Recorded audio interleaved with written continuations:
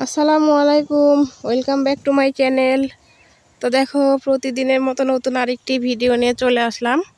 তো আমি আজকে তোমাদেরকে আমার লাউ গাছের লাউগুলো দেখাবো, এইটাই আজকে তোমাদের সঙ্গে শেয়ার করব। তো আমি আজকে আবারও আমাদের জমিতে আসছি, তো ভাবলাম এটা তোমাদের সঙ্গে শেয়ার করি। তো তোমরাও আমার এক পরিবারের মতো হয়ে গেছো, তো ছোট ছোট বিষয়গুলো তোমাদের সঙ্গে শেয়ার করতে আমার খুব ভালো লাগে।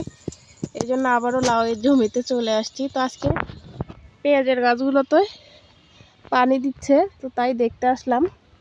তো এই যে বালতিনে করে পানি নিয়ে আসতেছে নদী থেকে, নিয়ে এসে ওই দেখো পেঁয়াজের গাছগুলো তো দিচ্ছে। চলো তোমাদেরকে দেখাই।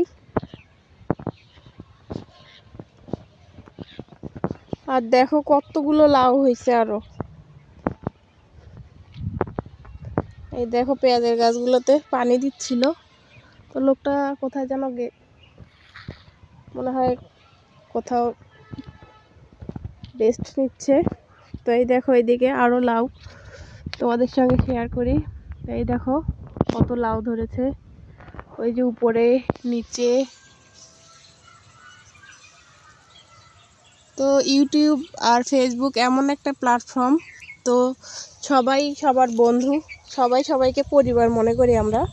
তো ছোট ছোট বিষয়গুলো শেয়ার করতে খুব ভালো লাগে। তো এই দেখো এইদিকেও লাউ হয়েছে।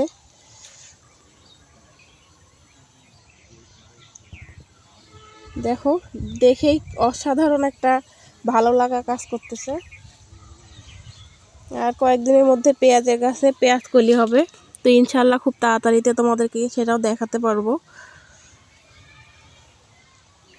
দেখো,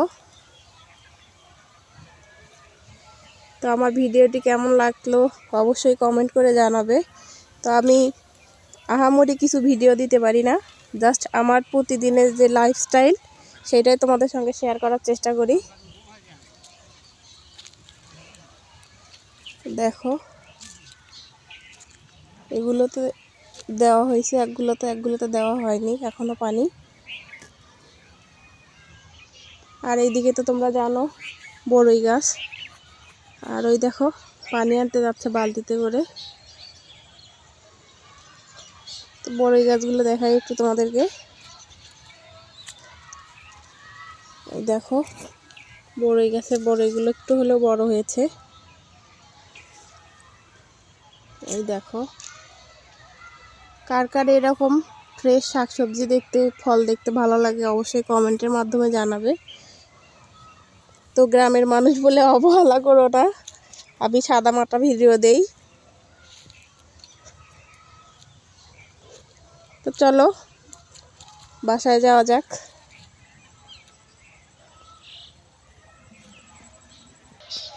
তো বাসায় যাচ্ছি, সবাই দেখতে থাকো।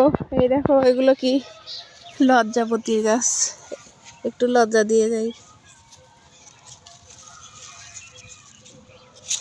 ছোটবেলায় কত এরকম লজ্জাপতির গাছে এরকম করছি। তো বন্ধুরা দেখো, ধান কিন্তু কাটার সময় হয়ে গেছে প্রায়, সবার ঘরে ঘরে নতুন ধান ওঠার সময় হয়ে গেছে।